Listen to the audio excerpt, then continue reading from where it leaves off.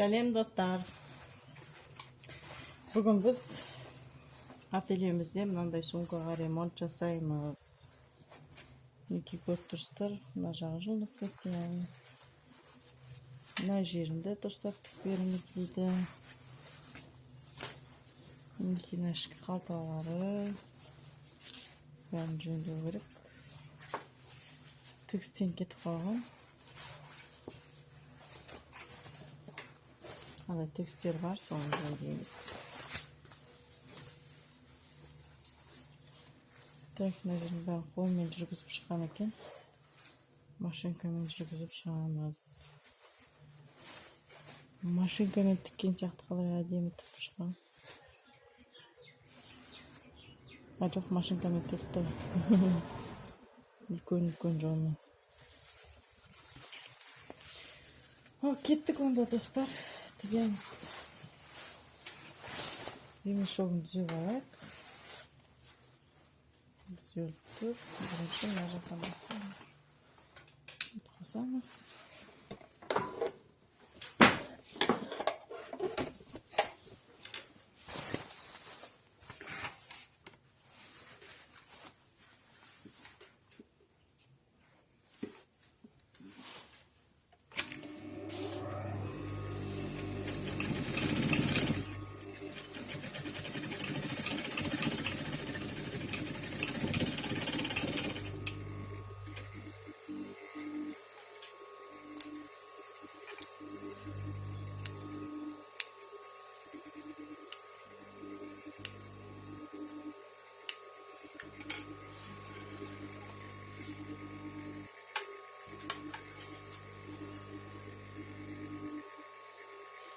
Решаем получается.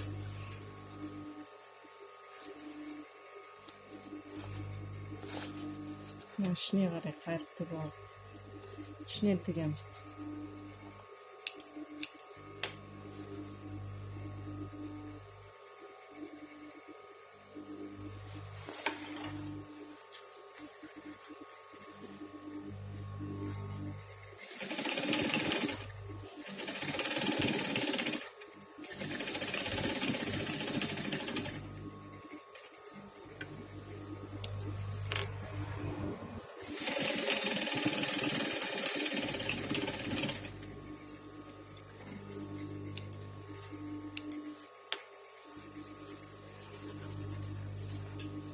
Mына жерін бәрін айландырып көрік.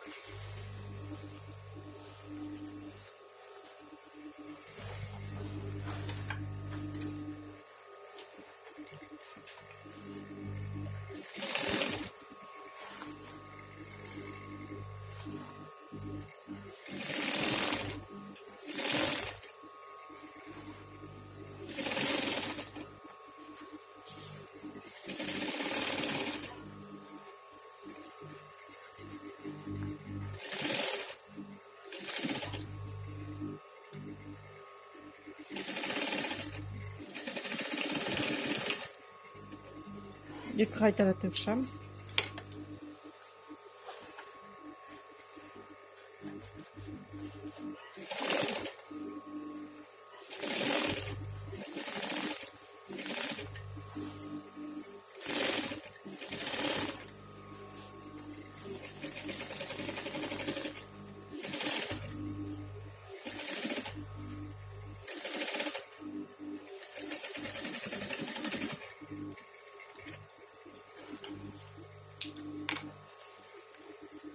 Лишний жіптерді кесеміз.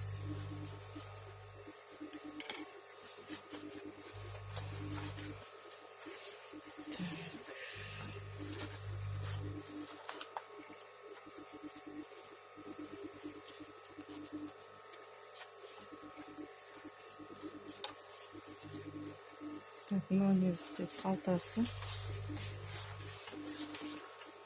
Қалтасын жұлым-жұлымына әдемі қояйық. İçine tükük.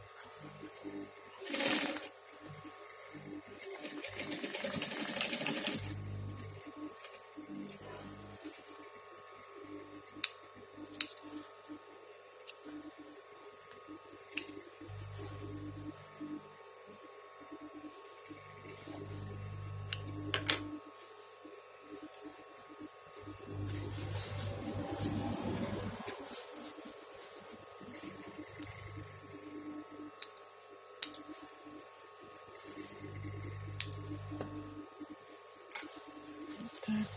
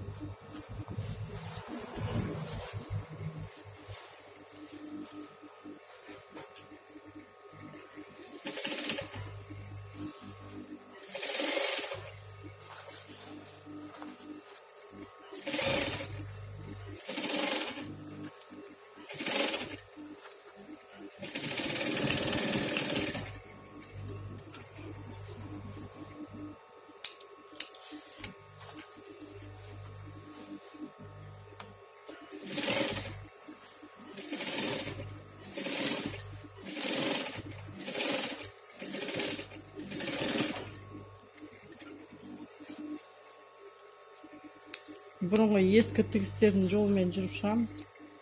Кішкене ғана 1-2 миллиметр ішке қарап.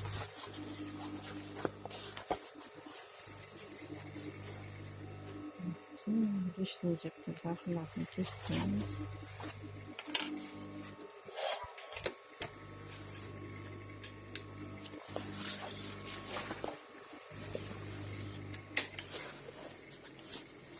Барлық басқа жерлер дұрыс сияқты. Замалын тексеріп көрейік.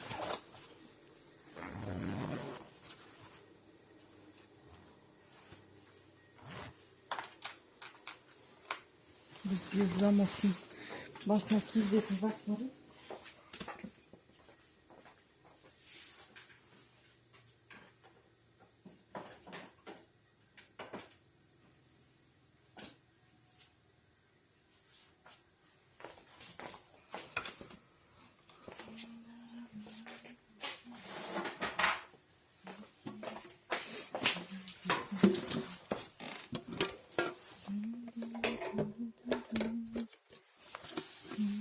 Мынандай қобдишам бар менің.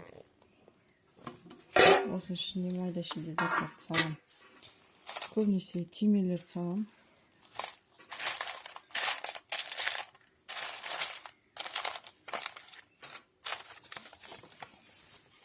Так, мына скафандрдың өлшемі.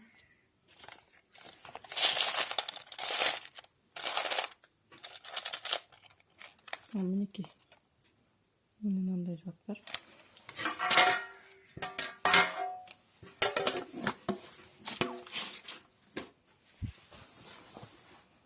Міне көрсеңіздер, замоктың басы жоқ. Соған бүйтіп тағып қойса болады. Ашып жапқанға ыңғайлы болады.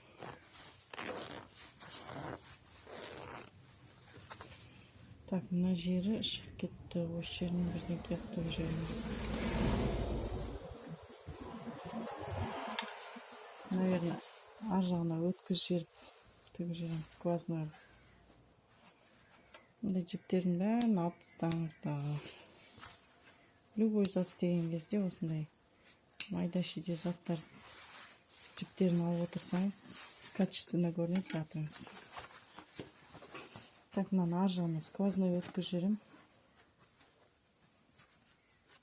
Замок тігіп. Замогы жұмсақ, пластмасс. Иінемді білдірмейді деген сенімдемін, үміттемін.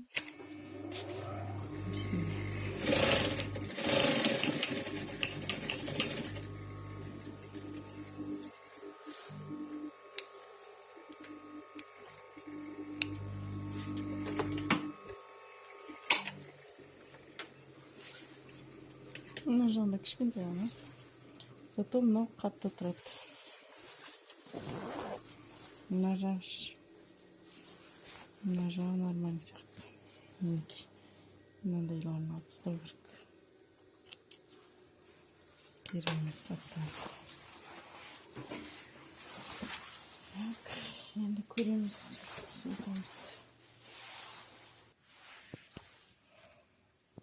Так, мінекей сумкамыз бітті. Дайын. Барлық жерінде ештеңе жоқ. Опять так. Жұмысқа ұстайтын сумкасы. Осындай кішкентай ремонт жасадық ательемізде.